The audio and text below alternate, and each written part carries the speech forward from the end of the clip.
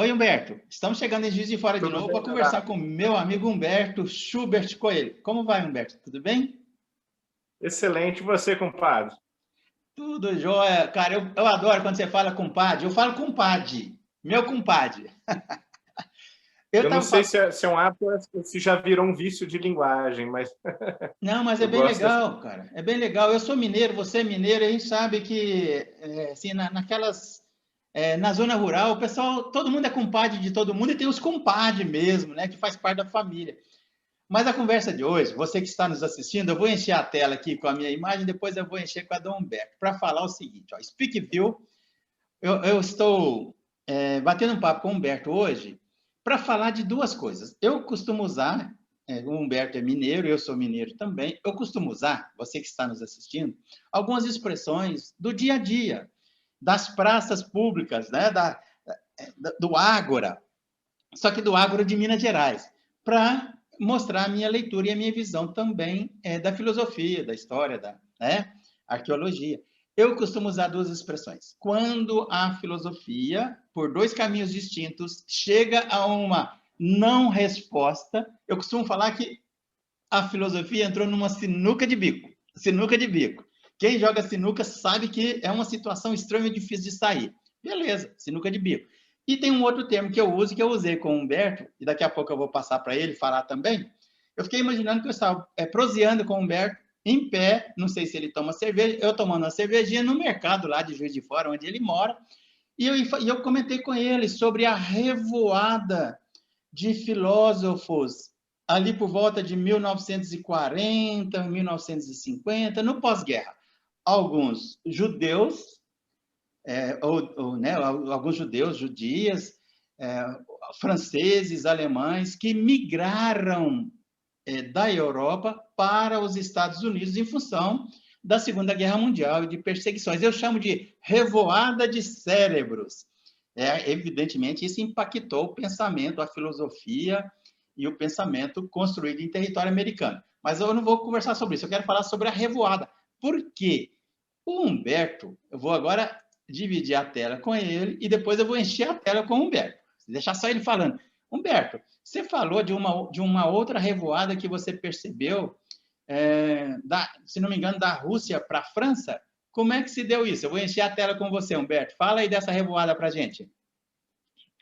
Sim, já que você mencionou esse fenômeno, nós temos também o mesmo fenômeno migratório, uma debandada, uma revoada da Rússia ou da União Soviética ali no começo do século XX, quando os intelectuais começam a ser perseguidos, no caso de não alinhamento, uma grande quantidade deles por questões religiosas, por adesão à religião e por não desejarem, não aceitarem abandonar essa vinculação com a religião, no caso deles, o cristianismo ortodoxo grego, né?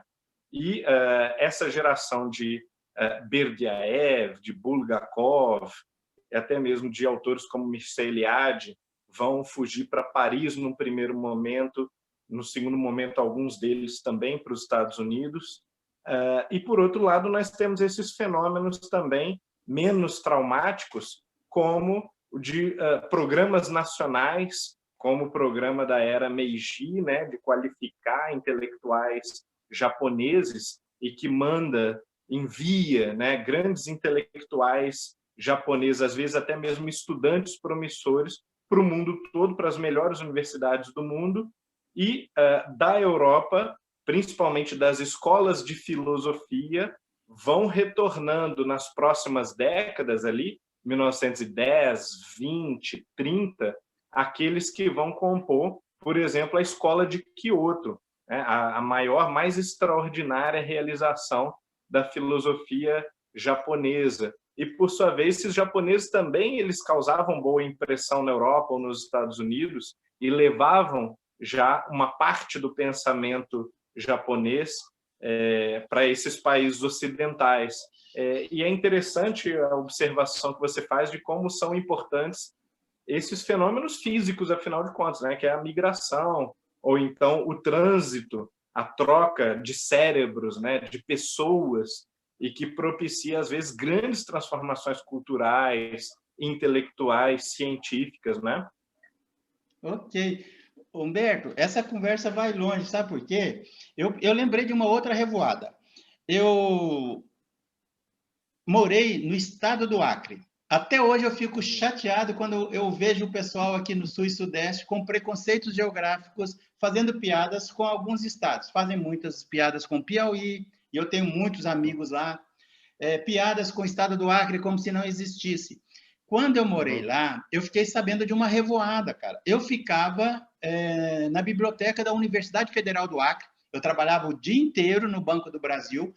À noite, eu ia para a biblioteca da Universidade Federal do Acre e ficava estudando a história do estado do Acre, que é desconhecida do Sul e Sudeste em função da miopia geográfica, dos preconceitos geográficos.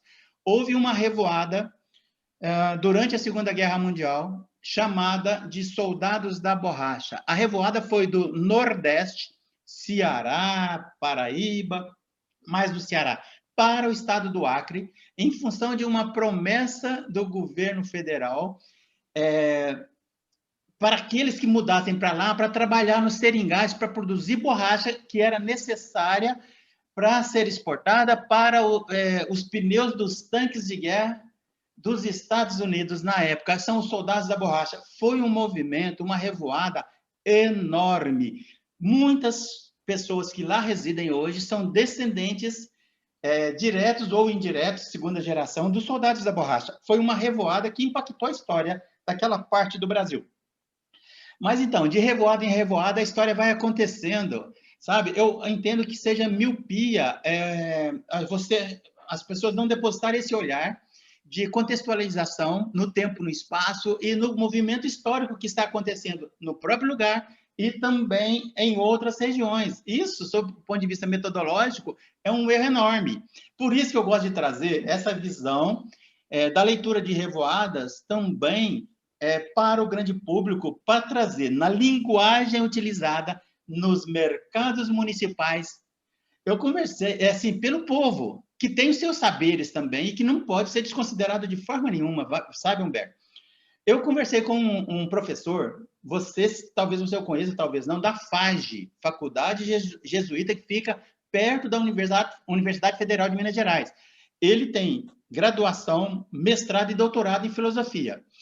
E ele chamou o Mercado Central de Belo Horizonte de Ágora de Belo Horizonte. Eu amei isso, a Ágora de Belo Horizonte. Ali as pessoas falam de política, falam de filosofia, falam do preço das coisas, falam de futebol, falam das suas namoradas, fala-se de tudo. E eu amo. Eu passei a chamar o Mercado Central de Ágora de BH. Então, alguns termos, viu, Humberto? Eu vou incorporar aqui no discurso, se é que eu posso chamar de discurso retórico, eu gosto de chamar de prosa, fique do meu canal, que é sinuca de bico na filosofia, as revoadas e as ágoras, que para mim, eu sou encantado, porque eu entendo que a alma do povo de um lugar transita pelos mercados municipais. Então é isso aí, esse nosso bate-papo, essa nossa pequena prosa, eu chamo de em conta-gotas homeopáticas de bate-papo, eu gosto muito de falar com você, viu? Obrigado por participar desse meu minuto homeopático trazendo a Ágora aqui para o meu canal, tá bom? Um brigadão, um abraço. Eu vou me debruçar sobre essa revoada lá do pensamento russo e japonês aqui mais para o Ocidente. Gostei de saber disso aí. Vale a pena? Quem sabe no futuro a gente volta a falar especificamente disso. Você ia mostrar alguma coisa aí? Não, era só isso mesmo. Tá bom, olha, obrigado, um abração, a gente volta a se falar, tá bom? Até breve, tudo de bom.